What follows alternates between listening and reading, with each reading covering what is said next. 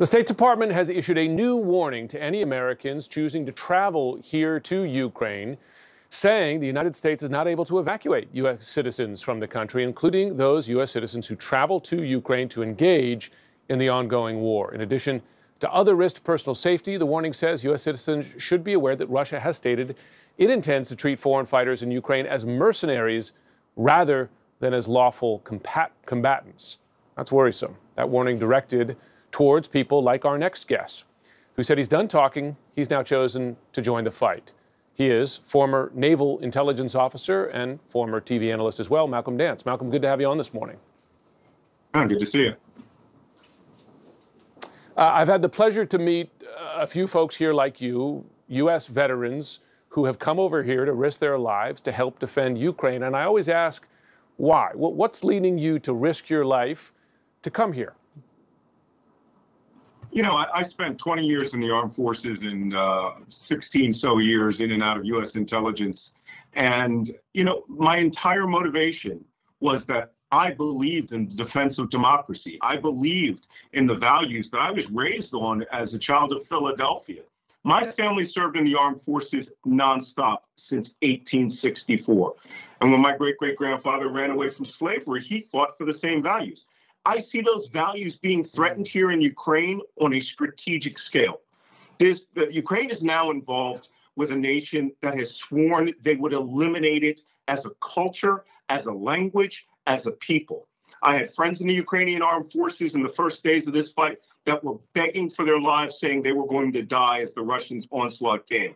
And I decided I wasn't going to sit here, I wasn't going to sit on television and do analysis anymore. I was going to come help them, and that's what I'm here to do.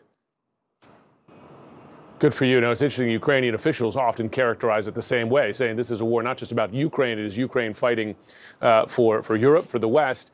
Are you willing to die here for this fight?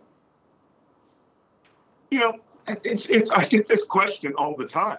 I spent my entire life willing to die for all the democratic values that we espouse in the United States. Our Constitution is the bedrock of many other countries striving for democracy. So yes, I'm here to put my body between the innocent people of Ukraine and the Russian aggression that we're seeing here. And this isn't a joke to the people who are here in the International Legion. There are thousands who have come to this country from 52 nations, men and women, U.S. Army veterans, Navy veterans, Japanese, Korean. We have many people here who understand just how existential a threat this is, not just to the Ukrainian culture, but to Western democracy itself. That's why I call on anyone who has combat experience to come and help us. Because this battle, if they lose it here, you're not just losing Ukraine. You're allowing a dictator, a kleptocrat who has been stealing from his own people. You can see his what he calls an army, which is really just a horde of people who are stealing, raping, murdering, drinking alcohol, and doing all of these things and being honored for it. This country needs weapon systems that we have. The world is now mobilizing to a system.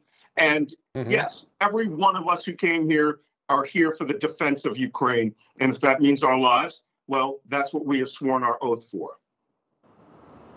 Let me ask you this, because our last visit here in Ukraine in the early stages of the war, we met with volunteers with a mix of backgrounds. Some of them did have previous combat experience, and I know that the folks vetting volunteers are looking for folks like you, right? I mean, they want folks who've been to war. Are you seeing mostly experienced volunteers there joining the fight, or do you see some who may not belong in this war? Well, in the organization I belong to, the International Legion for the Defense of Ukraine, we are the foreign fighter force for the armed forces of Ukraine. We are members of the Ukrainian army.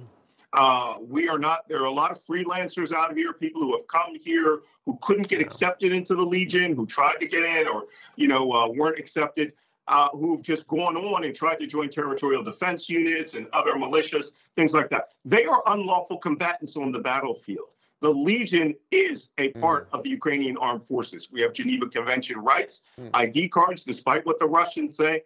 The Russians aren't going to give anyone any right to life in this country, Geneva Conventions or otherwise. They mass murder civilians.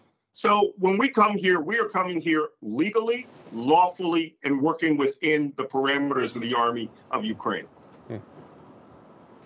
It's an important point you make there that the Legion does have those Geneva Conventions. It's official. That said, of course, to your point, not clear the Russians ever consider following those conventions. Malcolm Nance, I'm sure a lot of folks watching here agree. We salute the effort and the sacrifice you're making. Thanks for joining us.